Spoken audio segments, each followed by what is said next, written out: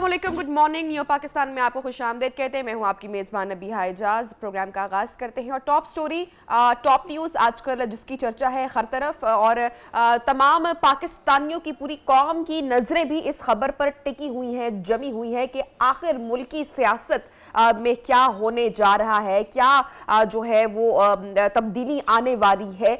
इस हवाले से हुकूमत, ऑपोजिशन जमातें दोनों मुतहर्रिक दिखाई दे रही हैं। दोनों जानिब से जोड़ तोड़ का जो सिलसिला है वो रूज पर पहुंचा हुआ है। और एक जो बड़ी तब्दीली अगर कहा जाए कि वीकेंड पर आ गई, और वो ये है कि पाकिस्तान तहरीक इंसाफ के रहनुमा और वज़ीर आज़म इमरान खान साहब के जो मुआवने खुसूसी हैं, साबिक मुआवने खुसूसी नदीम अफजल चंद, उन्होंने पाकिस्तान तहरीक इंसाफ से अलहदगी इख्तियार करके पीपल्स पार्टी में शमूलियत इख्तियार कर ली है। और कहा कि कुछ जो है, उन्होंने कहा कि कुछ गलतियों की, कुछ मजबूरियों की वजह से गलत फैसला करना पड़ा, लेकिन अब वापस अपने घर आ चुका हूं। और जो बिलावल भुट्टो जरदारी हैं, उन्होंने मुलाकात की, उनके घर पहुंचे, जहां पर बिलावल भुट्टो जरदारी के लिए जोराना रखा गया। मुलाकात हुई नदीम अफजल चंद साहब से और जनाब शमूलियत का बाकायदा ऐलान किया गया। अब देखना यह है, सवाल ये पैदा होता है कि मार्च जो है जब तक पहुंचता है शहरे इक़्तिदार, क्या मजीद तब्दीली भी आने वाली है? कोई और भी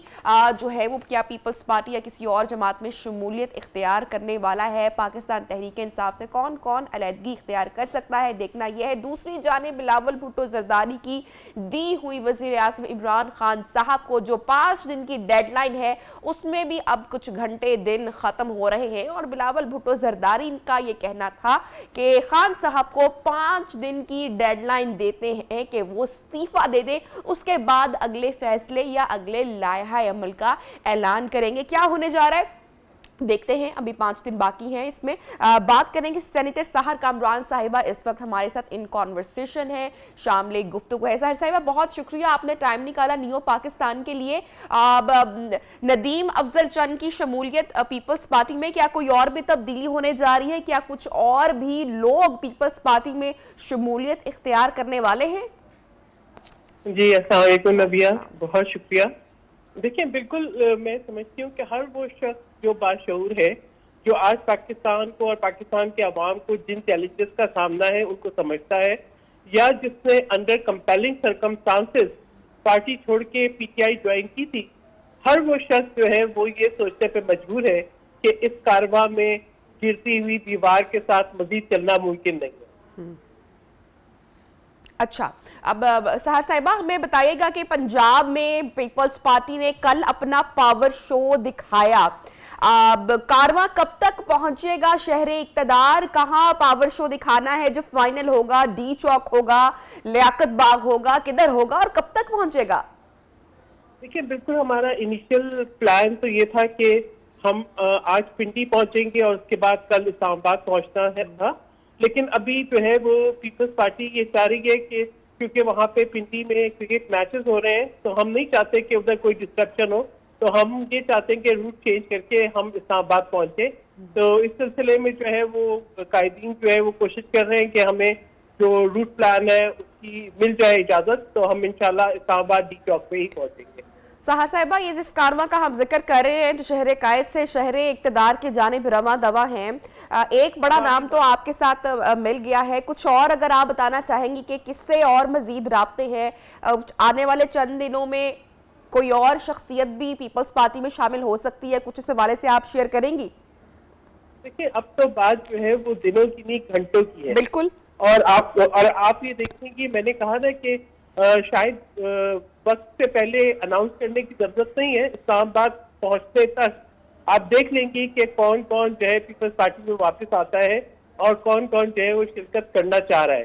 तो लोग आज देख चुके हैं कि पीपल्स पार्टी एक हकीकत है, और पंजाब में जिस तरीके से पीपल्स पार्टी ने अपना वोट बैंक रिवाइव किया है, जिस तरीके से अवाम ने पजीराई दी है इस अवामी मार्च को, जिस तरीके से बिलावल भुट्टो जरदारी पे अपनी मोहब्बतों को निछावर किया है, तो जो भुट्टो का जो एक वोट बैंक था, जो करिश्मा था, जो बिलीफ था, जो फेथ था, वो बिल्कुल इंटैक्ट है। और आज जो है जब यहाँ इस्लामाबाद पहुंचेगा इंशाल्लाह हमारा ये अवामी मार्च, तो आप देखेंगे कि बस this is a game changer. यहीं से तब्दीली की इब्तिदा है। और मैं समझती हूँ कि अभी से जो है ना घबराहट का लेवल काफी बढ़ गया है, जो हमने कल देखा भी मेलसी की जो इमरान खान साहब की तकरीर है उसमें हमने देखा कि घबराहट का लेवल जो है वो क्रॉस कर चुका है थ्रेशोल्ड, और वो काफी जो है उनकी बॉडी लैंग्वेज और उनके अल्फाज के चुनाव ये बता रहे थे कि वो बहुत प्रेशर में है। तो कहना मकसद ये तो नहीं है कि जिस तब्दीली का जिक्र खान साहब करते आए हैं वो असल तब्दीली पीपल्स पार्टी लाने वाली है या ला रही है? देखिए वो तो तब्दीली तबाही साबित हुई ना पाकिस्तान के अवाम के लिए। आप चाहे मईशत देखें, चाहे आप गवर्नेंस देखें, चाहे आप ख्वाजा अमूर देखें, मैं समझती हूँ कि कल भी वज़ीर आज़म साहब ने एक गैर संजीदा, यानी आप डोमेस्टिक गैलरीज पे खेलने के लिए आप जो है पाकिस्तान को चैलेंजिंग सिचुएशन में मत डालिए। आपको अगर सिफारती अमूर को देखना है तो अपने दफ्तर में बैठे जो सिफारती तरीकेकार है उसके मुताबिक करें। और अब ये जो एक कार्ड प्ले करने की कोशिश की गई है कि जी अमेरिका मुखालिफ होने की वजह से, देखें इमरान खान साहब से हम पूछते रहे, इमरान खान साहब आप बताइए कि आप अमेरिका से कौन सा वर्ल्ड कप जीत के लाए थे, आपकी कौन सी मीडिएशन थी जिसके बाद कश्मीर की खसूसी हैसियत तब्दील हुई, आपने आज तक अवाम को क्यों नहीं बताया, कौन से फोन कॉल की आप कोशिशें कर रहे थे, क्यों आपने नेशनल सिक्योरिटी एडवाइजर इंपोर्ट किया अमेरिका से, क्या वजूहात थी, आप क्यों आपको फोन कॉल नहीं आई और क्यों आप इतने परेशान थे। और अभी आप एक लास्ट मोमेंट की विजिट जिसको वर्किंग विजिट कहा गया, तो मैं समझती हूँ कि भूलना नहीं चाहिए कि हमने खित्ते के अंदर जो ताल्लुकात को रिवाइव करने की इब्तिदा है वो पाकिस्तान पीपल्स पार्टी ने रात डाली। साबिक सदर आसिफ अली जरदारी की ऑफिशियल विजिट थी रशिया में, पैक की बुनियाद जो है पीपल्स पार्टी ने रखी, और इस सब को जो इग्नोर किया, जो मुतनाज़ा बनाया पैक के मंसूबों को, वो इमरान खान साहब ने ठीक। सहर साहिबा, एक सवाल जिसकी बड़ी चर्चा हो रही है मैं आपसे पूछना चाहूंगी कि पीपल्स पार्टी का ये जो मार्च है इसका असल जो मकसद है, या इसकी अगर मैं रूह आपसे पूछूं तो वो वजीर आजम इमरान खान साहब को घर भेजना है, या पीपल्स पार्टी अपना पावर शो दिखाना चाहती है और ये बताना चाह रही है कि हम अभी भी पंजाब में भी हमारा बैंक वोट है एंड यू नो। देखिए पहली बात ये है नबिया कि ये मार्च शुरू हुआ है कराची से जी, और जो है हर शहर से गुजरा है, जो हमारे रूट में आया है, हर जगह पे खिताब किया है, रास्ते किए हैं। पहली बात यह कि हम में पीपल्स पार्टी का हमेशा ये एक बिलीफ है कि ताकत का सरचश्मा अवाम है, और जितने भी मेंबर्स बैठे हैं पार्लियामेंट में वो इन्हीं अवाम के वोटों से जो है वो इलेक्शन जीत के आए हैं। अच्छा, शाह महमूद कुरैशी साहब तो दूसरी साइड पर कहते हैं कि फेल पावर शो है और मार्च फेल हो चुका है, कोई दम नहीं है, कोई लोग साथ नहीं है, कोई क्राउड नहीं है, उनका ऐसा कहना है। इस पर आप क्या राय रखती हैं? मैं कहूँगी कि अपने चश्मे का नंबर बदलें। देखें बात यह है कि इस वक्त नाकिदीन जो हमेशा जो है तनकीद करते थे वो भी ये कहने पे मजबूर हो गए कि पीपल्स पार्टी के साथ अवाम का जम्मे गफीर है, और वो नो कॉन्फिडेंस जो अवाम ने दे दिया है आज पीपल्स पार्टी के अवामी मार्च में, वही नो कॉन्फिडेंस जो है जब हम पार्लियामेंट में मूव करेंगे तो उस पर पाकिस्तान के अवाम की तायद शामिल होगी। ठीक है, हमने अवाम का ट्रस्ट दिया है, अवाम की आवाज मिलाई है, उनको वो बिलीफ दिया है कि हम आपकी ही तर्जुमानी करेंगे जब हम पार्लियामेंट के अंदर नो कॉन्फिडेंस मूव करेंगे। और ये हमने देखा कि हर जगह पे अवाम ने जिस तरीके से पुरजोश तरीके से इस्तकबाल किया, उन्होंने अपना फैसला दे दिया। ठीक है सहर साहिबा, लास्ट मेरा सवाल आपसे ये होगा कि इलेक्टोरल फॉर्म के रिफॉर्म्स के हवाले से, इस्लाहात के हवाले से पीपल्स पार्टी और नून लीग एक पेज पर दिखाई नहीं दे रहे थे। अगर वज़ीर आज़म खान साहब घर जाते हैं तो क्या दोनों जमातें जो है वो एक पेज पर है इस हवाले से? वो कौन सी रिफॉर्म्स है, वो कौन सी इस्लाहात है जो पीपल्स पार्टी चाहती है? देखिए नबिया, मैं आपको बताऊं कि सर तमाम अपोजिशन पार्टीज हैं बिल्कुल एक पेज पे हैं। मेरे ख्याल में एक तासुर पेश करने की कोशिश की जा रही है। ये भी एक प्रोपेगेंडा सेल जो है ये उसकी जिम्मेदारी है कि इस किस्म की गलत फहमियाँ पैदा की जाए। अपोजिशन के कायदीन मुसलसल रास्ते पे हैं और हम ये चाहते हैं कि फ्री एंड फेयर इलेक्शन हो, और ये ऑर्डिनेंसेस डाला के और जिस तरीके से कोशिश की गई है कि आइंदा जो है वो इलेक्शन को सबोटाइज किया जाए, हम नहीं चाहते कि इस किस्म के जो है वो ऑर्डिनेंसेस के जरिए जो है ये सबोटाइज हो। तो जो भी मामला होंगे वो पार्लियामेंट में डिसाइड होंगे, मुतफ़क़ा तरीके से होंगे, और कोई किसी किस्म का इब्हाम, किसी किस्म की जो है वो ऐसी पेचीदगी नहीं है अपोजिशन जमातों के दरमियान जो किसी इख्तलाफ का बाइस बने। ठीक, बहुत शुक्रिया सहर साहिबा, आपने वक्त निकाला नियो पाकिस्तान के लिए। जनाब इसके साथ ही बढ़ेंगे ब्रेक पर, लेकिन जब ब्रेक से वापस आएंगे तो उस पहले पाकिस्तानी से नियो पाकिस्तान में आपकी मुलाकात करवाने चलेंगे जिनकी यूक्रेन से वतन वापसी हुई है और उनकी जो पूरी जर्नी है किन मुश्किलात का सामना करना पड़ा, उस हवाले से आपको अपडेट करेंगे। छोटा सा वक्फा लेते हैं, स्टे विद अस।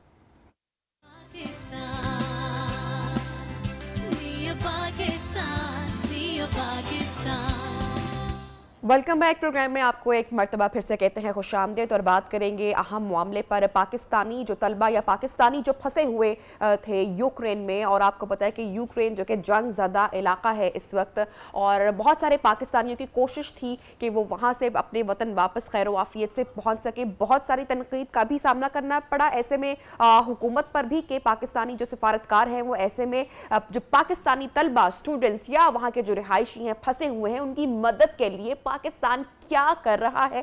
ऐसे में हम खबर आपके साथ ब्रेक कर रहे हैं कि जहां पर फंसे पाकिस्तानियों की एक बड़ी तादाद यूक्रेन में मौजूद है, ऐसे में ही एक तलबा पहले पाकिस्तानी जो कि वतन वापस पहुंच चुके हैं। जुनैद इनका नाम है, गवादर से इनका ताल्लुक है और आज से 4 महीने पहले अपनी मेडिकल स्टडीज़ के सिलसिले में यूक्रेन ये गए थे अपनी तालीमात के सिलसिले में और वहाँ पर फंसे थे, लेकिन अब ये वतन वापस पहुँच चुके हैं। 24 साल महज जुनैद की उम्र है और कराची पहले ये लैंड किए हैं, कराची पहले ये पहुंचे हैं और अब जो है ये वापस अपने घर खैर-ओ-आफियत से पहुंचेंगे। जुनैद से हम बात करते हैं। जुनैद, बहुत बहुत आपको तो मुबारक हो कि आप बाहिफाजत वतन वापस पहुंच चुके हैं। अपने सफ़र के बारे में थोड़ा सा पहले हमें बताइएगा। जी जी नबिया एजाज, आप लोगों की मैं शुक्रगुजार हूँ, आप मेरा लाइव कवरेज दे रहे हैं। तो सफ़र बहुत डिफ़िकल्ट सफ़र था क्योंकि वहाँ से एवेक्यूएट करना, वहाँ से जंगज़दा इलाके से निकलना, एक ऐसे हालात आ चुके थे कि हम लोग ये सोच के बैठे थे कि पता नहीं किस टाइम हम लोग निकल सकते हैं, बस सेफ अपने वतन वापस कैसे पहुँच सकते हैं, क्योंकि हमारे जो एम्बेसडर हैं, जो एम्बेसी वहाँ पे मौजूद है, तो उस टाइम वो कह रहे थे कि आप लोगों को हम लोग निकालेंगे। लेकिन जब 24 फरवरी को वहाँ पे फर्स्ट हमला हुआ सुबह 5:05 पे, तो वहाँ पे इस तरह के हालात हमारे एम्बेसी आके हम लोग को वहाँ से एवेक्यूएट करके हम लोग को माइग्रेट करके और हम लोग एक जगह से दूसरी सेफेस्ट जगह पे पहुँचा के फिर हम लोगों को वतन वापसी के लिए कामयाब हो जाए। लेकिन बदकिस्मती से वो बिल्कुल ही वहाँ पे मौजूद नहीं थे। उन लोगों ने वहाँ से माइग्रेट करके एक सेफेस्ट जगह पे अपने आप को जाके सेव कराए, बाकी सारे स्टूडेंट वहीं पे फंसे हुए। अच्छा जुनैद, पाकिस्तानी सिफारत खाने ने कितनी आपको मदद फराहम की, कितना किरदार रहा उनका इस आपकी पूरी जर्नी में आपको वापस वतन भेजने में? तो जी हम लोगों ने बिल्कुल एम्बेसी से भी सफारत खानों से राब्ता किया, लेकिन उन लोगों की रिस्पॉन्स बिल्कुल ही ज़ीरो था। हम लोग अपने मदद खुद वहाँ से कीव सिटी के अंदर से निकल कर वेनेसिया सिटी पहुँचे थे। वेनेसिया सिटी से हम लोग हंगरी बॉर्डर तक पहुँचे थे। हंगरी बॉर्डर से आगे हम लोग जो इंडियन स्टूडेंटों के साथ बुडापेस्ट सिटी तक पहुँचे। बाद में 10-15 मिनट के बाद एम्बेसी आए हुए थे। एम्बेसी लोगों ने हम लोग को वहाँ से लेकर होटल पे लेके गए। तो दूसरे दिन उन लोगों का कॉल आया कि आप लोग 3 दिन तक यहाँ पे रिहाइश पजीर हो। 3 दिन के बाद एम्बेसी कोई अखराजात आप लोग को उठाने के लिए तैयार नहीं है और बाकी आप लोग खुद अपने टिकट करवा के। अच्छा जुनैद, यहाँ पर जो बयानात सामने आ रहे हैं एम्बेसी के, पाकिस्तानी सफारत खाने की, वो तो ये कि हमने तो प्रॉपर जो है वो मदद दी है, वहाँ पर फंसे जितने भी तलबा या स्टूडेंट्स हैं उनके साथ प्रॉपर कांटेक्ट में रहे। बस एम्बेसी आपको पता है न्यूज़ देता रहता है, कमेंट्स देता रहता है, लेकिन उन लोगों की जो खामें हैं, जो फैसिलिटेट चीज़ें हैं कि स्टूडेंटों या वहाँ पे पाकिस्तानी जितने भी शरीयत याफ्ता बंदे वहाँ पे मौजूद हैं, स्टूडेंट हो या वहाँ पे काम करने के लिए गए हुए, स्पेशली स्टूडेंट तबकात है, उन लोगों को कुछ भी वो फैसिलिटेट चीज़ें नहीं दे रहे थे। और एम्बेसी बस कह रहा है कि हम लोग कर रहे हैं, लेकिन कुछ भी नहीं कर रहे हैं। वो बिल्कुल ही ज़ीरो है। वहाँ पे एम्बेसी कुछ नहीं कर रहा है। बाकी जितने भी स्टूडेंट वहाँ पे मौजूद हैं, पोलैंड पे वहाँ पे स्टूडेंट मौजूद हैं, वहाँ पे हंगरी पे स्टूडेंट मौजूद हैं, रोमानिया पे स्टूडेंट मौजूद हैं, और बस ये चीज़ के लिए बैठे हुए कि वज़ीर ख़ारजा या एम्बेसी हमारा टिकट करवा के वतन वापस भेज सके। लेकिन एम्बेसी वाले यही कह रहे हैं कि हम लोग टिकट नहीं करवा सकते, आप लोग खुद करवा के। कितने जुनैद तालिब इल्म आपके साथ थे और आप लोग पोलैंड की जानिब तो नहीं गए? जी जो कीव मेडिकल यूनिवर्सिटी के जो हॉस्टल है ओलेस्का स्ट्रीट 124 पे हम लोग 7 पाकिस्तानी स्टूडेंट थे। 2 तो पहले से निकल चुके थे, तो 2 बाद में पोलैंड की तरफ से निकल गया, एक रोमानिया की तरफ, 2 हम लोग हंगरी की तरफ गए हुए थे जो इंडियन स्टूडेंटों के साथ। जो हमारे साथ 73 स्टूडेंट थे, 2 हम लोग पाकिस्तानी थे, 71 इंडियन स्टूडेंट थे। बाकी वहाँ पे जितने फैसिलिटी चीज़ें इंडियन एम्बेसी ने उन लोगों के लिए किया होता, तो वो सब हम लोग को फैसिलिटेट करके वहाँ पे बुडापेस्ट सिटी तक पहुँचा दिया। ये सारे इंडियन एम्बेसी की तरफ से हुआ था। बाकी हमारे एम्बेसी की तरफ से बिल्कुल ही ज़ीरो थे। हम लोग पोलैंड की तरफ इसलिए नहीं गए क्योंकि वहाँ पे स्टूडेंट इतना ज़्यादा जा चुके थे कि वहाँ के हालात इस तरह के थे कि हम लोग कुछ कह ही नहीं सकते। अच्छा जुनैद, आपकी ज़ाती तौर पर मदद की गई सेनेटर खुदा बाबर की जानिब से, किस तरीके से उन्होंने आपको हेल्प आउट किया? जी, जो मैं बिलोंग करता हूँ गवादर सिटी, बलूचिस्तान का जो एक सिटी है वो गवादर, मैं वहाँ से ताल्लुक़ रखता हूँ। तो मेरा हमारे एरिया का एक सेनेटर है खुदा बाबर, सही, उसको खुदा बाबर जो 24 फेब पे जब हमला हुआ था, उसी दिन से लेकर आखिरी दिन तक वो मुझसे राब्ते पे था। तो जब एम्बेसी वालों की कॉल आया कि हम लोग आप लोगों की टिकट नहीं कर रहे हैं, आप लोगों को 3 दिन अपने कस्टडी में रख सकते हैं, उसके बाद आप लोग अपने खर्चे से यहाँ पे रह सकते हो, अपने खर्चे से आप वतन वापस जा सकते हो। लेकिन जब मेरा रास्ता खुदा बाबर साहब से हुआ, फिर उसने मेरा टिकट सारे अखराजात उसने अपने खंदे पे उठाए थे, उसने मुझे वतन वापस ला सके। ठीक। अच्छा जुनैद, ये भी बताएगा कि जो स्टूडेंट्स उस वक्त आपके साथ थे वो इस वक्त किन हालात में हैं? Are they safe? जी बिल्कुल। हमारे जितने भी स्टूडेंट वहाँ पे मौजूद है, पोलैंड बॉर्डर पे बहुत सारे पोलैंड पे हमारे स्टूडेंट मौजूद हैं, वो बस टिकट की मुंतज़र हैं। मैं वज़ीर ख़ारजा शाह महमूद कुरैशी साहब से और वज़ीर आज़म इमरान खान से ये इल्तिजा करता हूँ, ये रिक्वेस्ट करता हूँ, भाई वो कोई और मालियत नहीं मांग रहे हैं, वो और चीज़ नहीं मांग रहे हैं, वो वतन वापस आना चाह रहे हैं, और उन लोगों की टिकट करवाएं या पीआई की इस तरह की अरेंजमेंट फ़्लाइट करवा के उन लोगों को वतन वापस लेके आए। वहाँ पे जितने भी स्टूडेंट हैं, मैं और एक दो स्टूडेंट आए हुए, तो बाकी सारे वहीं पे मौजूद हैं, वो बस टिकट के लिए वहाँ पे रखे हुए हैं। एम्बेसी वहाँ पे बिल्कुल ज़ीरो रिस्पॉन्स है उन लोगों की।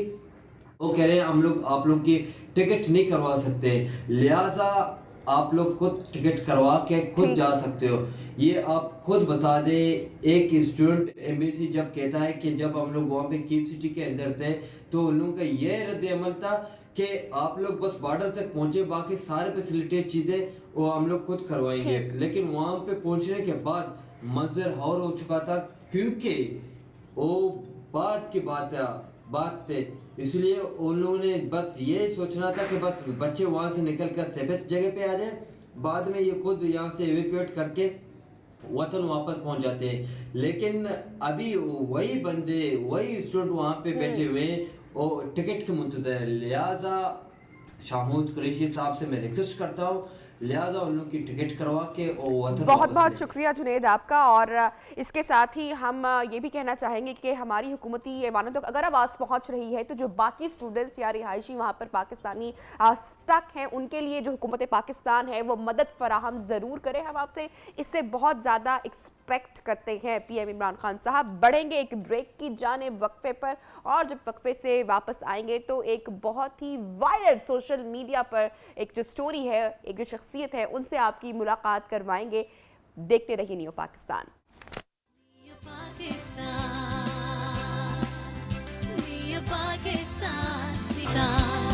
वेलकम बैक जनाब। प्रोग्राम में न्यू पाकिस्तान में आपको कहते हैं खुशामदीद, और जहां पर हम ज़रा सख्त और ज़रा मुल्क की सियासी सूरत हाल पर बात करते हैं, वहीं दूसरी जानिब सोशल मीडिया के हवाले से भी हम आपको अपडेट करेंगे, जहां पर ऐसी बहुत सारे ऐसे लोग, ऐसी बहुत सारी शख्सियात हमें मिलती हैं जो इजहार राय की आज़ादी के हवाले से जो है अपनी ओपिनियन शेयर करते हुए दिखाई दे रहे हैं। रिसेंटली सोशल मीडिया पर एक शख्स की वीडियो वायरल होती है, और ये जनाब दादा और दादी के रिलेशनशिप पर बड़ी मज़ेदार, बड़ी दिलचस्प गुफ्तगू कर रहे हैं। वो क्या कहते हैं अपनी वीडियो में, ये तो हम उनसे पहले पूछेंगे, लेकिन आप ज़रा ये क्लिप पहले देख लें।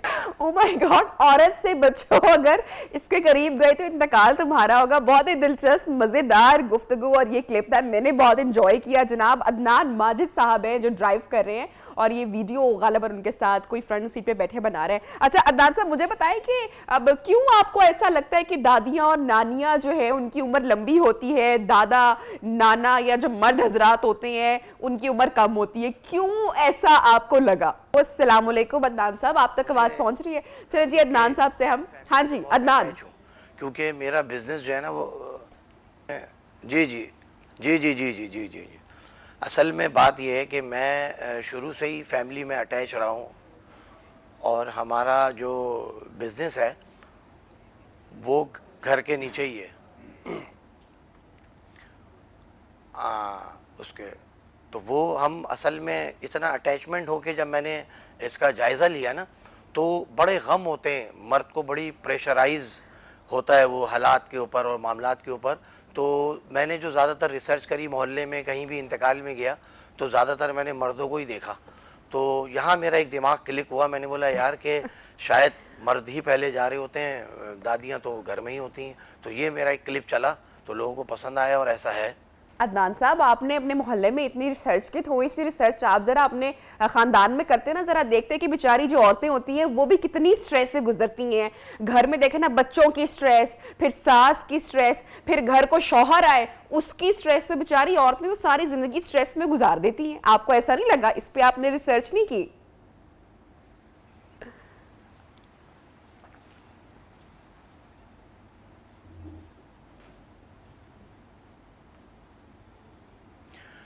घर में ज़्यादातर औरतें जो होती हैं वो मासियाँ आजकल तो आती हैं भाई, उनके ऊपर जुल्म और सितम मासियों पे देखे मैंने, बीवियों पे तो होते हुए इतने नहीं देखे, क्योंकि उन्हीं को डांट पिट रही होती है मासियों को। मासियाँ बेचारी अपने मामलात होती हैं। आप कह रही हैं कि औरतें जो हैं वो बेचारियाँ होती हैं, आप घरों का विज़िट करें, मासियों की जो वो लतेड़ मार रही होती हैं औरतें। एक दिन की छुट्टी हो जाए तो रंग पीला पड़ जाता है औरत का कि तुम कहाँ थी। उसने कहा भाई मैं काम में थी, तो उसका बिल्कुल जो है ना पीछा ही नहीं छोड़ती हैं। ईद वाले दिन भी बेचारे गरीब मासी को पहले बुला लेती हैं, खुद बुटीक का सूट पहन के खड़ी हो जाती हैं। आप कह रही हैं कि औरतों पे जिम्मेदारी है। अरे अदनान साहब, अगर वो खुद बुटीक वाला सूट पहन के खड़ी नहीं होंगी तो घर में जो है वो कैसे, मतलब कि ये बनाव सिंगार भी किसके लिए होता है आप मुझे बताएं? वो जो बेचारी मासी की जो शामत आई होती है वो भी इसलिए आई होती है ना कि शौहर को बीवी जो है वो खूबसूरत लगे, अच्छी लगे।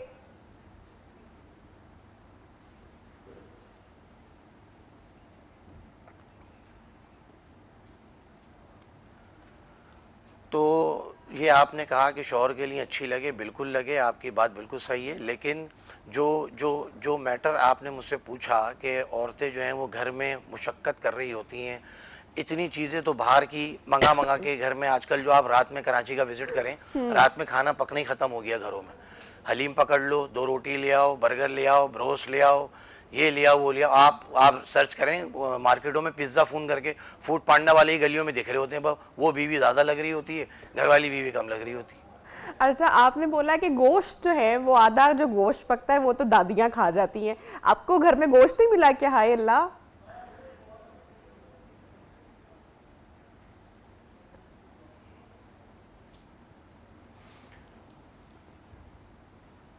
गोश्त असल में बात यह है कि गोश्त खा जाती है, मतलब वो चखने में उनका वहीं पूरा हो जाता है। हम समझते हैं कि ये काम कर रही हैं।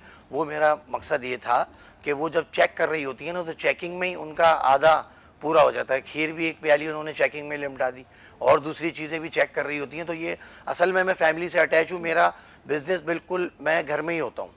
तो ये रिसर्च जो ये आम आदमियों से ज़्यादा है मेरी, क्योंकि ना मैं ऑफिस जाता हूँ ना फैक्ट्री। अल्हम्दुलिल्लाह मेरे घर के नीचे ही रोज़गार है, मेरी फैक्ट्री है, कारखाना है, मैन्युफैक्चर है, हम लोग बेसिकली बिजनेसमैन हैं। तो ये सारी रिसर्च घर में रह के हुई है। अच्छा अदनान साहब, आपने कहा कि पठान का जनाजा क्यों नहीं आपने देखा, जरा ये तो बताएं पहले मुझे।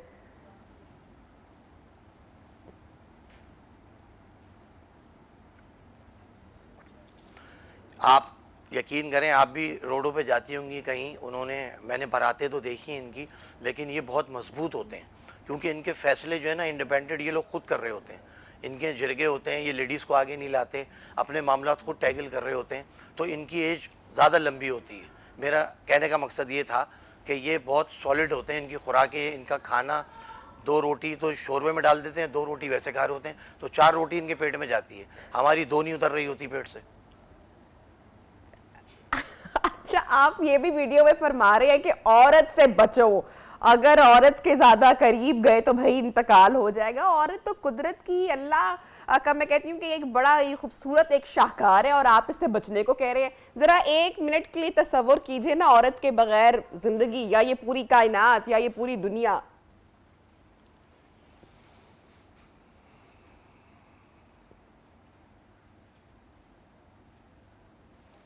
नो लाइफ विदाउट वाइफ, ये बात तो मैंने कह दी। औरत बहुत अच्छी चीज़ है, बहुत प्यारी चीज़ है, बहुत खूबसूरत चीज़ है, लेकिन मेरा मकसद ये था कि इंतकाल होने का जो कहा कि उससे इतना नहीं अटैच हो कि तुम बिल्कुल ही अपनी हर चीज़ को उसके हैंड ओवर कर दो।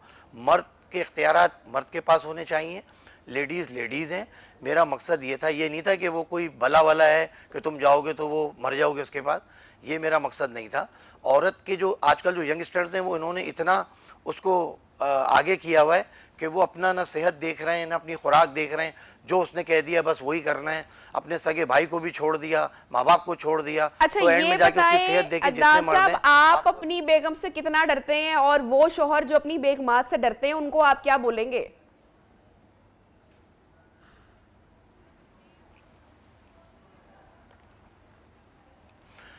मैं ये बोलूंगा कि पहले दिन ही बिल्ली मार देना, बिल्ली के 2 टुकड़े कर दोगे तो उन पे प्रेशर पड़ जाएगा।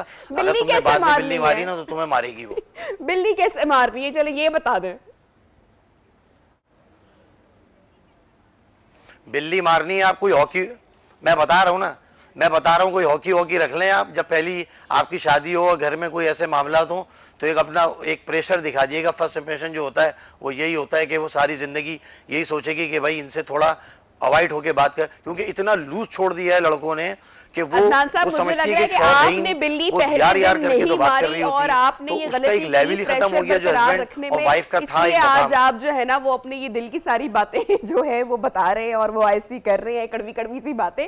लेकिन जनाब बहरहाल ये तो एक लाइटर मोड पे बात थी और हंसी मजाक में हम गुफ्तगू कर रहे थे अदनान साहब से। मियाँ बीवी का जो रिश्ता है या जो औरत मर्द का ये जो अल्लाह ताला ने इनको जोड़ों की सूरत में जो बनाए, इससे खूबसूरत कोई और रिश्ता हो भी नहीं सकता। और ये जो हल्की फुल्की जो नोक झोंक होती है यही आपके रिलेशन को भी लाइव रखती है, जिंदा रखती है। अदनान साहब बहुत शुक्रिया आपने ज्वाइन किया नियो पाकिस्तान में। जनाब बढ़ेंगे हम एक पे के जाने ब्रेक के जाने, जब ब्रेक से वापस आएंगे तो प्रोग्राम में कुछ और सेगमेंट्स और गुफ्तगू को बढ़ाएंगे आगे, साथ रहिएगा।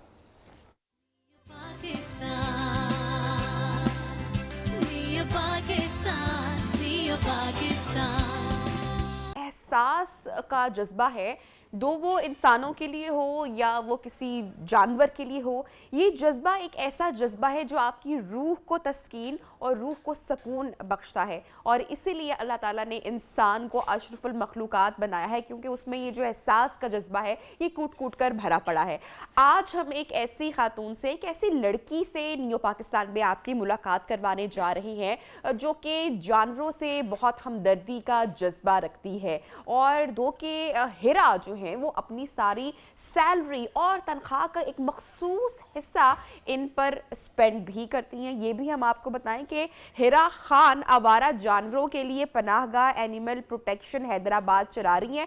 और हिरा के पास यहाँ पर कितने तरह के जानवर हैं, कितने तरह के एनिमल्स हैं, ये भी हम जानेंगे। और ये ख्याल कैसे हिरा को आया, ये सब बातें हम हिरा से आज जानेंगे। अस्सलाम वालेकुम and good morning Hira. First of all तो मैं आपको कहना चाहूँगी कि you are doing so well, आप बहुत अच्छा काम कर रही हैं and you must be inspiration उन तमाम लोगों के लिए जो कि ऐसा करने के बारे में सोच रहे हैं। गुड मॉर्निंग और सो मच आपने मुझे इनवाइट किया और मुझे बात करने का मौका दिया आपके चैनल से। हिरा, कैसे ख्याल आया आपको कि इस तरह से एनिमल प्रोटेक्शन या जानवरों के लिए, बचपन से ही जानवरों से लगाव रहा, प्यार रहा उनसे? जी जी बिल्कुल, बचपन से काफी मुझे अटैचमेंट रही है एनिमल से और घर में भी मैंने काफी जानवर पाले हुए थे। और फिर ये शौक बढ़ते बढ़ते एनिमल के लिए ट्रीटमेंट्स और उसके बाद उनके लिए एक शेल्टर बनाने तक ये सिलसिला पहुंच गया। और अभी लॉकडाउन उससे पहले कुछ हालात इस तरह के थे कि मैंने रोड्स पे कुछ इस तरह एनिमल्स को देखा, वो मुश्किल का शिकार थे। सो मैंने उनके ट्रीटमेंट से काम स्टार्ट किया, उनको फूड प्रोवाइड करने से काम स्टार्ट किया और अब लॉकडाउन से कुछ टाइम पहले फिर मैंने एनिमल शेल्टर बनाया कि उनके लिए हैदराबाद में कोई पनाहगाह ज़रूर होना चाहिए, क्योंकि सिंध का दूसरा बड़ा शहर है, यहाँ पे एनिमल राइट्स के लिए कोई बात नहीं की जाती है, यहाँ पे कोई एनिमल शेल्टर नहीं है, कोई रेस्क्यू सर्विस नहीं है। तो मैंने सोचा कि ये होना चाहिए और फिर मैंने एक स्टेप लिया और एनिमल शेल्टर अच्छा, बनाया। आपकी पनाहगाह में एनिमल शेल्टर में कितने जानवर हैं और किस किस तरह के कौन कौन से जानवर यहाँ पर मौजूद हैं? शेल्टर पे अभी मेरे पास ऑलमोस्ट 50 प्लस एनिमल्स हैं, जिसमें तमाम एनिमल्स जो है वो स्ट्रीट एनिमल्स ही हैं। जिस तरह डोंकीज हो गए, उनके ओनर्स उनको बुरे हाल में बाहर छोड़ देते हैं या उनको जख्मी हो जाते हैं, उनके एक्सीडेंट्स हो जाते हैं, उनको बाहर फेंक दिया जाता है, उन एनिमल्स को हम रेस्क्यू करते हैं। इसके अलावा डॉग्स हैं, कैट्स हैं, इस तरह के जो तमाम एनिमल हमें स्ट्रीट पे मिलते हैं, लावारिस होते हैं, जिनका कोई ओनर नहीं होता, उन एनिमल्स को हम रेस्क्यू करते हैं और अपने शेल्टर लेके आते हैं। अच्छा, तो हिरा, आपने जो आगाज़ किया या इसका स्टार्ट किया, तो यकीनन जब भी आप कोई ऐसा स्टेप लेते हैं तो उसकी एक पूरी रिस्पॉन्सिबिलिटी या एक पूरी जर्नी होती है। तो कैसे आगाज़ किया, किसने सपोर्ट किया, कौन कौन आपके साथ है? Do you have a team now? जी, बिल्कुल, मेरे पास अल्हम्दुलिल्लाह एक पूरी बाकायदा टीम है। जब मैंने ये काम स्टार्ट किया था आज से 3 साल पहले, जब मैंने स्टेप लिया था कि मुझे एक शेल्टर बनाना चाहिए और एनिमल्स के लिए कुछ करना चाहिए, सो मैंने स्ट्रीट पे फूड्स देने का सबसे पहले स्टार्ट किया था काम। एक्चुअली मैं खुद भी जॉब करती हूँ, तो मैंने ये काम अपनी ही सैलरी से स्टार्ट किया था और हैदराबाद में काफ़ी ऐसे पॉइंट्स बनाए थे जहाँ हम कैट्स, डॉग्स और डोंकीज़ को फूड प्रोवाइड करते थे। और मेरे साथ 1 से 2 लोग हुआ करते थे, लेकिन अब काफ़ी एक बड़ी टीम है। सो फूड देने के साथ-साथ हमें कोई इंजर्ड एनिमल अगर नज़र आता था, तो हम उन्हें भी रेस्क्यू करते थे, उनके ट्रीटमेंट्स करते थे, उन्हें डॉक्टर के यहाँ लेके जाते थे और फिर ये स्टेप एक बढ़ते-बढ़ते एक दिन हमने सोचा एक शेल्टर होना चाहिए, क्योंकि एनिमल्स को ट्रीटमेंट के बाद हम वापस से वहीं छोड़ देते हैं, तो वो इतना जल्दी रिकवर नहीं कर सकते। सो ये सोचने के बाद फिर हमने एक एनिमल शेल्टर बनाया है, वेरी गुड। वहाँ पे अब हम अपने एनिमल्स को रखते हैं। अच्छा, इंसानों की फलाह व बहबूद की तो हम हमेशा बात करते हैं, बहुत सारी एनजीओज़ भी हैं जिस पर काम कर रही हैं उनके राइट्स के हवाले से, लेकिन जानवरों की जो राइट्स है, एनिमल राइट्स, जैसे कि आपने जिक्र किया, या उनकी फलाह के लिए अनफॉर्चुनेटली हमारे यहाँ इतना काम नहीं हो रहा है। तो क्या शुरू में ये मुश्किल था? जी, बिल्कुल, शुरू में भी मुश्किल था और अभी भी काफ़ी मुश्किल है, क्योंकि बेसिकली देखें कि तमाम ममालिक में इस तरह के एनिमल राइट्स के जो काम होते हैं, वो गवर्नमेंट की ज़िम्मेदारी होते हैं और उन्हीं के ही इदारे बनाए जाते हैं। लेकिन पाकिस्तान में चूँकि ऐसा नहीं है और जो लोग भी एनिमल रेस्क्यू कर रहे हैं पूरे सिंध में या पाकिस्तान में जो लोग भी हैं, वो सब प्राइवेटली अपना ही शेल्टर और अपना ही उन्होंने एक पनाहगाह बनाई है और अपने ही शौक से ये काम कर रहे हैं। लेकिन मैं चाहती हूँ कि हैदराबाद में चूँकि सिंध का दूसरा बड़ा शहर है और यहाँ पे एनिमल राइट्स के लिए या उनकी शेल्टर के लिए मैं और मेरी एक टीम काम कर रही है, तो हम गवर्नमेंट की सपोर्ट चाहते हैं कि वो अपनी ज़िम्मेदारी जो है वो एक्सेप्ट करें और इस तरह हमें कोई अभी चूँकि जो मेरा शेल्टर है वो रेंट पे है और उसका रेंट मैं खुद पे करती हूँ। तो गवर्नमेंट हमें कोई ऐसी जगह प्रोवाइड करे जहाँ पे हम ये काम इज़िली कर सकें। चूँकि हम ये काम पाकिस्तान के लिए कर रहे हैं, अपने मुल्क के लिए कर रहे हैं, तो हमें सपोर्ट की बहुत ज़्यादा ज़रूरत है। अच्छा हिरा, किसी से कुछ राब्ता लोग करने की मेरे कोशिश फ्रेंड की गई? सर्किल आप जो सपोर्ट इतने करते हैं, नोबल लेकिन कॉज के गवर्नमेंट की लिए, सपोर्ट की ज़रूरत है। हाँ, इतने नोबल कॉज के लिए आप काम कर रही हैं और एनिमल राइट्स के लिए आप काम कर रही हैं, तो किसी से राब्ता करने की कोशिश की गई हो, किसी एनजीओ से या किसी जो है वो हुकूमती कोई टीम से या किसी वुज़रा से, ताकि वो आपको प्रॉपर एक सपोर्ट फराहम कर सकें इस नोबल कॉज के लिए? नहीं, अब तक हमने किसी से लाइक उनके कांटेक्ट उनसे इतना बेहतरीन तौर पे नहीं हो सका है, लेकिन इंशाल्लाह अब हम करेंगे। लेकिन इस काम के लिए करीबी जो हमारे म्यूनिसिपल और बल्दिया ऑफिस होते हैं, यहाँ से हमने काफ़ी बार कांटेक्ट किया है, लेकिन यहाँ से भी हमें कोई रिस्पॉन्स नहीं मिला। इवन के उनकी काफ़ी सारी ज़िम्मेदारियाँ हैं कि एनिमल्स की पॉट्स रखना, उन्हें पानी पहुँचाना या कुछ एनिमल्स इस कंडीशन में होते हैं या उनकी डेथ हो जाती है, तो उनकी डेड बॉडी उठाना उन लोगों का काम है। लेकिन होता ये है कि कहीं पे उनको एनिमल इस कंडीशन में मिलता है, तो वो म्युनिसिपल वाले हमें कॉल करते हैं कि आप इस एनिमल को उठा लें। तो गवर्नमेंट को देखना चाहिए कि जो ज़िम्मेदारियाँ उस डिपार्टमेंट को दी हैं, और उनको जो सपोर्ट किया जा रहा है तो वो अपना काम कर रहे हैं या वो ज़िम्मेदारी भी हमारे ऊपर ही डाली जा रही है। तो इस चीज़ पे नज़रसानी करने की बहुत ज़्यादा ज़रूरत है कि कुछ डिपार्टमेंट्स अगर अपना काम करेंगे तो हमें काफ़ी आसानी हो जाएगी। अच्छा हिरा, कितने एनिमल्स को, कितने जानवरों को अभी तक आप रेस्क्यू कर चुकी हैं, मदद फराहम कर चुकी हैं? अगर इन 3 सालों में देखा जाए तो तकरीबन मैं 700 प्लस एनिमल को रेस्क्यू कर चुकी हूँ। माशाल्लाह, इट्स अ बिग नंबर। अगर कोई अडॉप्ट करना चाहे तो वो भी इजीली कर सकता है आपके शेल्टर होम से, यहाँ से? जी, जी, बिल्कुल, एडॉप्शन ओपन है। जब भी हमारे पास एनिमल्स आते हैं और वो उनकी हेल्थ बेहतर हो जाती है, तो हमें एक एडॉप्शन ऐड दिया जाता है कि अब ये एडॉप्शन के काबिल है, आप हमसे यहाँ से ले सकते हैं और वो फॉर्म फिल करके एनिमल्स एडॉप्शन पे लेते हैं। उसके बाद भी हम चेक एंड बैलेंस रखते हैं कि उसने एनिमल्स का ख़्याल रखा है या नहीं रखा या आगे सेल कर दिया है, तो ये चीज़ें हम चेक करते रहते हैं कि हमारा एनिमल वहाँ जाने के बाद किस कंडीशन में है। अच्छा हिरा, यकीनी तौर पर आपकी भी नज़रों से गुजरा होगा सारा मामला कराची में जो कुत्तों के काटने का और जो पूरा मामला हुआ, अब आपने भी देखा होगा। ऐसे में है जो स्ट्रीट डॉग्स हैं, किस तरीके से उनको रेस्क्यू किया जा सकता है, उनकी मदद की जा सकती है, आपका क्या ख्याल है? स्ट्रीट एनिमल देखें, जिसको प्रैक्टिस ना हो वो तो डॉग पकड़ने की बिल्कुल कोशिश ना करे, वो फिर उनको बाइट कर सकते हैं, ठीक है? ये एक एक्सपर्ट्स का काम है, जिस तरह हमारे पास एक रेस्क्यू टीम है और वो एक्सपर्ट्स हैं तो वो ही रेस्क्यू कर सकते हैं। कुत्तों के काटने का वाकया बिल्कुल होता है, लेकिन एक चीज़ मैं बहुत शॉर्ट में आप लोगों को बताना चाहूँगी कि डॉग्स जब भी बाइट करता है या उनको तंग किया जाता है या इनको ज़बरदस्ती मारा जाता है, ठीक है? और जहाँ तक एक रेबीज़ बीमारी की बात की जाती है, वो 1 लाख में से 1 या 2 डॉग्स को हो सकता है, जिसकी वजह से इंसान ज़्यादा इफ़ेक्टेड होता है। लेकिन हम उस डॉग को लाइक मारने के बजाय या उसको रेस्क्यू करने के बजाय हम एक रेबीज़ के डॉग की वजह से बाकी 1 लाख कुत्तों को भी पॉइज़न करते हैं। ये गलत है। इसके लिए एक टीएनवीआर प्रोग्राम किया जाता है, जिसमें न्यूटर लाइक वैक्सीनेट किया जाता है, एनिमल्स को ट्रैप किया जाता है, वैक्सीनेट और उसके बाद रिलीज कर दिया जाता है, जिससे उनकी तादाद में भी कमी आएगी और वो डॉग बाइटिंग जो की जाती है बच्चों को या किसी को भी, उससे भी बचा जा सकता है। तो टीएनवीआर प्रोग्राम ज़रूर होना चाहिए पाकिस्तान में, ताकि डॉग्स की तादाद को कम किया जाए, उनके एग्रेशन को कम किया जाए और वो इंसान दोस्त भी बने। इंसान दोस्त तो बिल्कुल है, लेकिन जहाँ कभी-कभी बाइट के सिलसिला हो जाता है या मामला हो जाता है, वो भी नहीं होगा। तो इसमें वैक्सीनेशन की बहुत ज़्यादा ज़रूरत है। अच्छा हिरा, आपने जैसे कि बताया कि जिस जगह पर ये एनिमल शेल्टर है उस जगह का रेंट भी आप पे कर रही हैं, फिर आपके पैनल पे श्योर के कुछ डॉक्टर्स भी होंगे जो जानवरों के सेहत के हवाले से लुक आफ्टर भी करते होंगे या हेल्प भी करते होंगे, गाइड भी करते होंगे। ये सारे अखराजात फिर आप अभी किस तरीके से पूरे कर रही हैं? कुछ लोग हैं मेरे सर्किल में, वो मुझे कंट्रीब्यूट भी करते हैं, मैं अपनी सैलरी से भी कंट्रीब्यूट करती हूँ।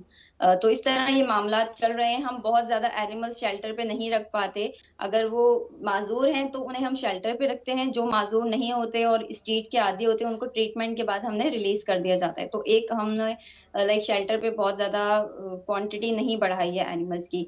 इसके अलावा जो डॉक्टर की टीम है, अल्हम्दुलिल्लाह डॉक्टर फ़हद हैं हैदराबाद में, वो हमें ट्रीटमेंट प्रोवाइड करते हैं और वो फ्री ऑफ कॉस्ट हमें ऑपरेशंस और जितने भी ट्रीटमेंट्स होते हैं तो वो फ्री ऑफ कॉस्ट करते हैं। तो उनकी तरफ से वॉलंटियरली हमारा बहुत साथ हो जाता है और काफ़ी मामला बेहतर हो जाता है। अच्छा, अगर हुकूमती मदद आपको फराहम हो जाती है हिरा, तो फिर आप इसको मज़ीद इस पर काम करने के बारे में आपका प्लान है कि कल को एक एनिमल शेल्टर जो है वो कराची में भी होना चाहिए, कुछ इस तरह की प्लानिंग्स आप कर रही हैं?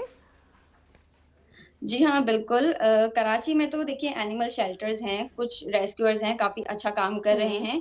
मेरा फ़ोकस ये है कि हैदराबाद और इसके अलावा इंटीरियर में काफ़ी ज़रूरत है, जहाँ पे एनिमल शेल्टर होना चाहिए। तो मेरा फ़ोकस हैदराबाद के बाद कुछ इंटीरियर के कुछ शहरों में होगा, जहाँ हम अपने शेल्टर्स बना सकें। चूँकि कराची, लाहौर और बाकी शहरों में मेरी फ़ील्ड है, तो मुझे काफ़ी आइडिया है कि वो लोग अच्छा काम कर रहे हैं। लेकिन इंटीरियर में और हैदराबाद में इस चीज़ की बहुत कमी है। जहाँ कमी है, उस कमी को मैं पूरा करना चाहूँगी और अपने शेल्टर के ब्रांचेस बनाना चाहूँगी इन फ्यूचर। ठीक है हिरा, थैंक यू सो मच, आपने हमें ज्वाइन किया और एनिमल राइट्स के हवाले से आप बात कर रही थी। एनिमल शेल्टर जो कि आपने हैदराबाद में बनाया है, उस हवाले से अगर आपको कोई हुकूमती इमदाद या किसी तरह की कोई मदद भी फराहम होगी ताकि जो अखराजात है उसमें किसी तरह की कमी भी आ सके और ज़्यादा से ज़्यादा जानवरों को रेस्क्यू किया जा सके, तो it would be great. Thank you so much for joining us. जरा आप बढ़ेंगे एक वक्फे और ब्रेक की जानिब, जिसके बाद आपको करेंगे दोबारा ज्वाइन, साथ रहिएगा। Pakistan, Pakistan. Welcome back program में न्यू पाकिस्तान में एक मरतबा फिर से आपको कहते हैं खुशामदीद और बात करेंगे तहरीक अदम एतमाद के हवाले से। अपोजिशन जमातें और जो हुकूमती वज़रा हैं दोनों साइड्स काफ़ी एक्टिव दिखाई दे रही। क्या होने वाला है, क्या तब्दीली है, एक मरतबा फिर से इस पर बात करेंगे। अली गौहर बलोच साहब हमारे साथ इस वक्त इन कॉन्वर्सेशन है। अली साहब बहुत शुक्रिया, आपने वक्त निकाला प्रोग्राम के लिए। जानना आपसे ये चाह रही हूँ कि खबरें सामने थी कि कौमी असम्बली का इजलास बुलाने के लिए आज रिक्विजिशन जमा करवाई जा रही है, ऐसा हो रहा है? जी अस्सलाम वालेकुम। अली साहब आपसे जानना चाह रहे हैं कि कौमी असम्बली का इजलास तलब करने के लिए आज रिक्विजिशन जमा करवानी थी, ऐसा हो रहा है? जी कौमी असम्बली का इजलास की तो अभी इतला नहीं आई जी।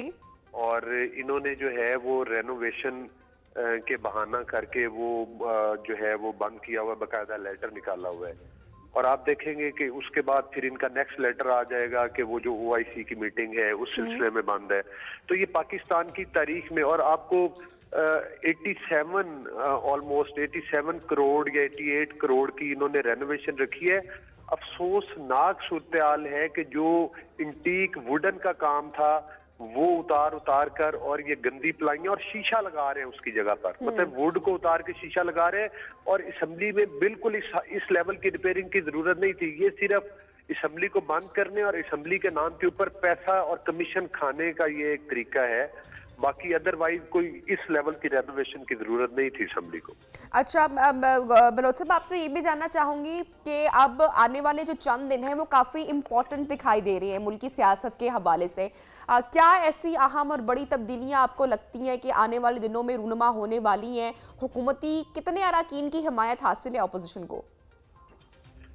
देखें, सूरत-ए-हाल ये है कि जो आप ये कह रही हैं कि कितने अरकान की हमायत हासिल है, देखिए इस वक्त ये तो बड़ी क्लियर बात है कि इनकी जो नैया है वो डूब रही है। मतलब आप महंगाई, बेरोजगारी, हुकूमत की करप्शन के चर्चे, वो सारी चीजें जो हैं आपको पता है कि वो मतलब है कि वो अवाम उनको अरसा दराज से देख रहे हैं।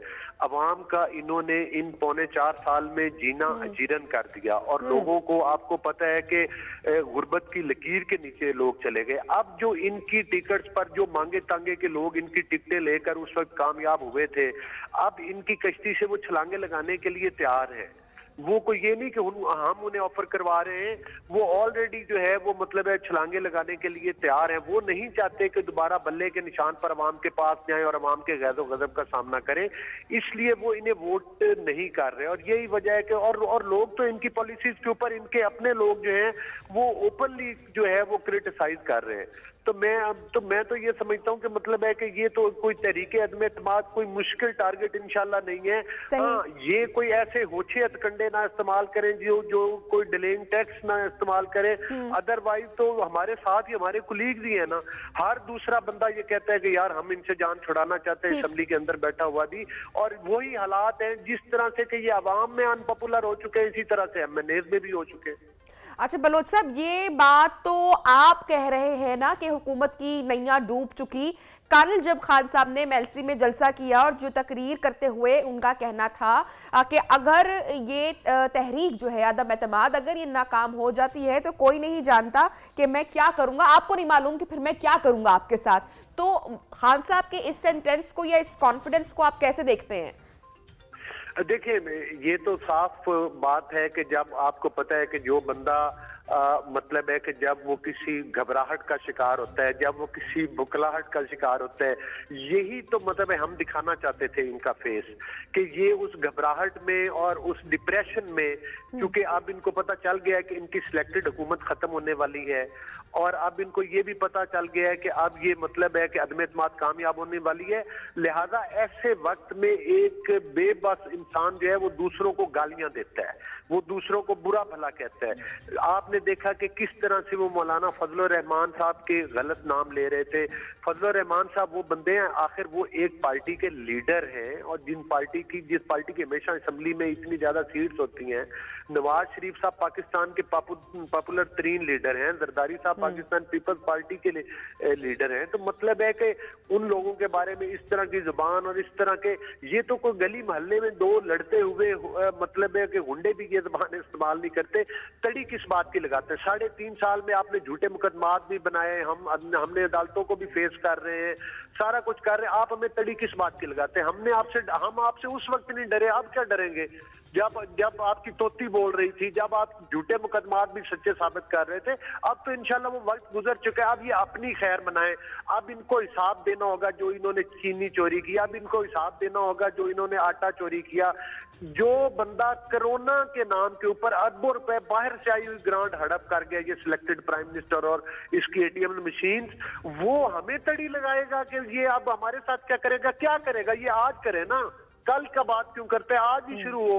मकसद ये है कि ये इसकी होछी जुबान है, यही इसने ट्रेनिंग दी है लोगों को। और मीडिया के ऊपर अपने सियासी मुखालफिन की जुबान बंदी और मीडिया की जुबान बंदी के लिए रोज नए नए काले कानून लेकर आता है ऑर्डिनेंस के जरिए, और दूसरी तरफ खुद जो मुंह में आए वो बातें कर देता है, वो गालियां दे देता है। असल तो इसके ऊपर भी मुकदमा होना चाहिए। आपने देखा नहीं वो बेग साहब के साथ इन्होंने क्या सलूक किया? तो यही है ना, ये सिर्फ क्या मतलब है कि इनकी गुंडागर्दी से लोग अब नहीं डरने वाले। बेग साहब डर नहीं गए, वो खड़े हो नहीं गए। इसी तरह से ये कितने लोगों के ऊपर झूठे मुकदमात बना लेगा, तो हम इसके ऊंचे हथकंडों और इसके शर से डरने वाले नहीं। हाँ, इसका जब मतलब है कि ये जो इसका किरदार है उसके ऊपर सिर्फ औज़ बिल्लाहि मिनश शैतानिर रजीम ही पढ़ा जा सकता है, जिस ट्रैक के ऊपर खान साहब चल रहे हैं। अब बलोच साहब, यानी कि आपकी जमात, ऑपोजिशन तमाम पुरएतमाद है इस वक्त इस हवाले से कि क्या खान साहब घर जाने वाले हैं?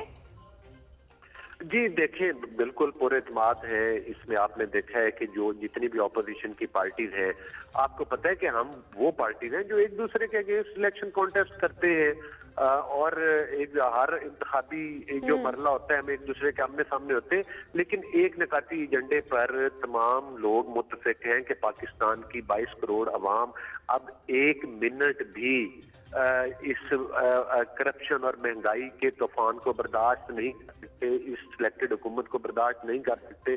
वो कहते हैं कि किसी न किसी तरह हमारी जान छुड़ाए। और आज जो इत्तेहादी भी इमरान अहमद नियाज़ी के साथ खड़ा होगा, कल को उसको अवाम के गैज़ो गज़ब का सामना करना पड़ेगा। बलोच साहब, इत्तेहादियों के लिए कोई और ऑफर है नंबर गेम पूरी करने के लिए? क्या दोबारा से उनके साथ रियलाइंस करने के बारे में सोचा जा रहा है या नहीं? देखिए, मैं समझता हूँ आफ्टर ऑल सियासी बातें हैं। मतलब है कि जाहिर है सियासत में मतलब है कि जब आप किसी को किसी खास मिशन के लिए, किसी खास मकसद के लिए आप किसी पॉलिटिकल पार्टी को करते हैं ऑफर, तो नेचुरल सियासी तरीका गिव एंड टेक की तो बातें होती हैं कि भाई कल को अगर असम्बलियों में कामयाब होकर आते किस परसेंटेज से किसको क्या अहदा मिलेगा, क्या जिम्मेदारी दी जाएगी, ये चीजें तो सियासत में डिस्कस होती हैं। ये तो कोई नई बात नहीं। जाहिर है कोई इत्तेहादी हो, जो भी आएगा, कोई पॉलिटिकल बंदा जो इस मौके पर 22 करोड़ अवाम की जान इस सिलेक्टेड वजीर आजम से छुड़ाने के लिए ऑपोजिशन का साथ देगा, तो उसको जाहिर है अकोमोडेट तो करना पड़ेगा पॉलिटिकली। अच्छा, आपसे ये भी जानना चाहूंगी मैं बलोच साहब कि अगर ये तहरीक कामयाब नहीं हो पाती, क्योंकि देखें ना दूसरी जानिब हुकूमत भी तो आके जो है बयानबाजी कर रही है ना कि ऐसा कुछ नहीं होने वाला है, तो अगर ऐसा नहीं होता तो क्या हिकमत अमली या लायहा अमल होगा आने वाले दिनों में? फिर देखिए, ऐसी कोई बात नहीं। आपको पता है कि पीडीएम के प्लेटफॉर्म के ऊपर भी एहतियाज का ऐलान हो चुका है। फिर पॉलिटिकल पार्टी सारी जो है वो इस बात से मुत्तफिक हैं। देखिए, अदम एतमाद तो एक आईनी तरीका, एक गैर आईनी प्राइम मिनिस्टर को जो कि वोट चुरा कर आया, जिसके के सबूत डस्का के इलेक्शन में और सियालकोट के इलेक्शन में पाकिस्तान के अवाम के सामने आ चुके हैं। सुप्रीम कोर्ट ऑफ पाकिस्तान और इलेक्शन कमीशन की जजमेंट्स आ चुकी हैं कि ये सर्टिफाइड वोट चोर है। तो मकसद ये है कि ये हमारी तहरीक उस वक्त तक नहीं रुकेगी जब तक नियाजी एंड कंपनी, ये लूटो और फूटो वाला टोला जब तक अपने घरों को नहीं पहुंच जाता। ये हमारी ईगो का मसला नहीं, ये पाकिस्तान की बका का मसला है, पाकिस्तान की मईशत का मसला है, पाकिस्तान की मुल्की सलामती का मसला है। जिन लोगों ने कश्मीर का सौदा किया, उन लोगों को सियासी तौर पर माफ नहीं किया जा सकता। ना पाकिस्तान, ना तारीख माफ करेगी और ना पाकिस्तान के अवाम माफ करेगी। ठीक है, बहुत शुक्रिया, आप हमारे साथ मौजूद थे अली गौहर बलोच साहब, और हमें आप बता रहे थे सारी सूरत हाल से मुतल्लिक। और देखना ये है कि अब आने वाले दिनों में क्या तब्दीली जो है वो आती है। और नारा तो पीटीआई का है तब्दीली का, लेकिन क्या वो अपोजिशन जमातें इस टाइम तब्दीली लेकर आएंगी? बहरहाल अली गौहर साहब हमारे साथ इन कॉन्वर्सेशन थे। प्रोग्राम में बढ़ते हैं आगे और एक इंटरेस्टिंग रिपोर्ट हमारी टीम ने तैयार की है छांगा मांगा के हवाले से, आइए ज़रा देखते हैं। चंद किलोमीटर की दूरी पर छांगा मांगा का जंगल वाक़या है जो 1866 में लगाना शुरू किया गया। इसका असल मकसद रेलवे इंजनों के लिए ईंधन फराहम करना था। ये जंगल छांगा और मांगा दो डाकुओं के नाम से मसूम किया गया था जो कि 18वीं सदी में इस जंगल में रहा करते थे। इस जंगल का कुल रकबा 12,510 एकड़ है। छांगा मांगा जंगल को 1960 में कौमी पार्क बना दिया गया, जहां सयाहों की सैरो तफरी के लिए मेहताबी झील, झूला पुल, मेहताब महल और पार्क बनाया गया है, जहां पर स्कूलों और कॉलेजों के तलबा व तलबा सैरो तफरी के लिए आते हैं। लाहौर से आए हैं, हमें यहाँ पे बहुत मज़ा आया। छांगा मांगा में हमने यहाँ पे बहुत इंजॉय किया, हमने यहाँ पे खाने वगैरह खाए हैं, झूले वगैरह लिए हैं। मेरी मामा बच्चों की ट्रिप लेके आई हैं क्योंकि वो ट्यूशन पढ़ाती हैं, इसलिए हमने यहाँ पे खाना खाया है और इंजॉय बहुत ज़्यादा किया। सुबह से हम लोग आए हुए हैं और बहुत अच्छी जगह है, यहाँ पे सबको आना चाहिए। छांगा मांगा जंगल में सयाहों की दिलचस्पी का मरकज बाप से चलने वाला वो कदीम इंजन है जो पूरी दुनिया में सिर्फ और सिर्फ छांगा मांगा के जंगल में चल रहा है। मेहताबी झील में सयाहों को कश्ती पर बैठाकर भी पूरी झील की सैर करवाई जाती है और बच्चों के लिए झूलों का भी खास इंतजाम किया गया है। यहाँ पे हम आए हैं छांगा मांगा पिकनिक के लिए, तो काफ़ी अच्छा पॉइंट है, हमारे लाहौर के अंदर ही है। तो बच्चों को जंगल का था कि जंगल देखें, तो इसलिए हम लेके आए हैं जंगल देखने के लिए। तो बहुत अच्छा है, बोर्ड में भी हमने एंजॉय किया है बच्चों ने, तो काफ़ी मज़ा आया इधर। छांगा मांगा का जंगल जो है वो बहुत खूबसूरत है, लोगों को आना चाहिए। बहुत अच्छी आउटिंग हो जाती है। वैसे तो ज़िंदगी में लाइफ में बहुत परेशानियां हैं, लेकिन इस तरह की जगह पे आके खुशी और स्माइल मिलता है, सब कुछ बंदा भूल जाता है, अच्छा लगता है। दूसरी जानब एक चिड़िया घर भी बनाया गया है, लेकिन चिड़िया घर में आने वाले सयाहों का कहना है कि छांगा मांगा जंगल है, इधर एक सफारी पार्क है जहाँ पे काफ़ी छोटे छोटे जानवर हैं और शैतान बंदर भी है जो कि मेरी चीज़ लेके गए हैं और खा भी गए हैं। काफ़ी जल्दी उन लोगों ने चीज़ सारी ख़त्म कर दी है और मैं चाहता हूँ कि इधर बड़े जानवर भी आए, काफ़ी बड़े ज़्यादा जानवर आए, जैसे कि हाथी, शेर, चीता, ज़राफ़ा, ऐसे के जानवर आए ताकि हम और ज़्यादा एंजॉय कर सकें। छांगा मांगा जंगल खूबसूरती के साथ साथ सांस के हवाले से भी बहुत अच्छी जगह है, जहां पर आकर सयाह इंजॉय करने के बाद अपने सारे गम भूल जाते हैं। कैमरामैन चौधरी साजिद के साथ महर वकार, नियो न्यूज़।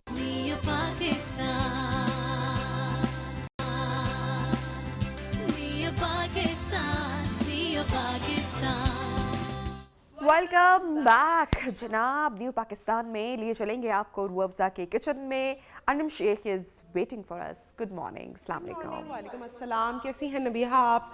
आज जो है एक बड़ी ही अच्छी और मज़ेदार हम डिज़र्ट, बिल्कुल कुछ मीठा बनाएंगे आज। उसमें जो है बेसिकली हम रूह अफ़ज़ा क्रीमी डिज़र्ट बनाएंगे। बड़ा सिंपल और क्विक बनने वाला है, लेकिन ये है कि अगर जब आप इसको सर्व करें तो उससे पहले बेहतर है कि आप उसको 3-4 घंटे के लिए फ्रिज में रखें ताकि अच्छी तरीके से ठंडा हो जाए, क्योंकि अब वेदर भी चेंज होता जा रहा है। तो उस हिसाब से सिंपल मैं पहले आपके साथ इसकी जो है रेसिपी शेयर कर देती हूँ। उसके अंदर हम मिल्क ले रहे हैं तकरीबन 1 लीटर के करीब, कस्टर्ड इसमें जाएगा 4 टेबल स्पून, शुगर इसमें जाएगी तकरीबन 1 कप के करीब, रूह अफ़ज़ा हमदर्द का जो है वो इसमें जाएगा 3 टेबल स्पून, उसके बाद वनीला एसेंस जाएगा इसमें 1/3 टीस्पून। उसके बाद इसके अंदर जो हम ऐड करेंगे जो तकरीबन ½ टीस्पून के करीब कार्डिमम पाउडर जो कि इलायची पाउडर होता है। उसके बाद इकट्ठे जो है चीज़ों को बना लेंगे और उसको एक कस्टर्ड फॉर्म में जो है थोड़ा लिक्विडी कस्टर्ड रखेंगे, ज़्यादा थिक कस्टर्ड नहीं है बनाना आपने। उसके बाद जो आप ये डिश में देख रही होंगी इसमें जो है कोई भी ब्राउन बिस्किट ले लें, उनको कॉफ़ी में डिप करके जो है मैंने सेट करके इसमें रखा हुआ है। उसके बाद ऊपर स्ट्रॉबेरीज, कोई भी फ्रूट आपकी फेवरेट जो भी आपका अच्छा लगता है वो आप इसमें डाल लें। अब जो है ये मैं कस्टर्ड जो है जो मैंने बनाया हुआ है वो मैं इसके अंदर पोर करूँगी। अच्छा, कस्टर्ड पतला रखने का रीज़न ये है कि जब कस्टर्ड फ्रीज़र में जाएगा तो उसके बाद वो थोड़ा सा थिक हो जाएगा और अभी बिस्किट्स जो है वो भी इसको ऑब्ज़र्व करेंगे, तो उससे क्या होगा कि ये अच्छा सा सेट हो जाएगा। अब जो नेक्स्ट प्रोसीजर हमने क्या करना है कि ये बिस्किट्स को मैंने थोड़ा सा क्रश करके रखा हुआ है, तो बिस्किट पाउडर जो है इसके ऊपर जाएगा। अच्छा, बिस्किट्स जो है आप अपनी पसंद के ले सकते हैं। ये ब्राउन बिस्किट थोड़े हार्ड होते हैं, तो इसलिए इसका मिल्क का जो ऑब्जर्व करने का लेवल होता है वो थोड़ा ज़्यादा होता है, तो इसलिए मैं यही प्रेफर करूँगी कि आप कोशिश यही करें कि यही वाले जो ब्राउन बिस्किट्स हैं वो आप इसके अंदर ऐड ऑन करें। ठीक है जी। उसके बाद हम इसके अंदर ऐड करेंगे ये थोड़ी सी जो है हमारी स्ट्रॉबेरीज, ताकि पता तो चले जी हमने फ्रूट कौन सा इसके अंदर ऐड किया है। तो ये स्ट्रॉबेरीज चली गई इसके अंदर।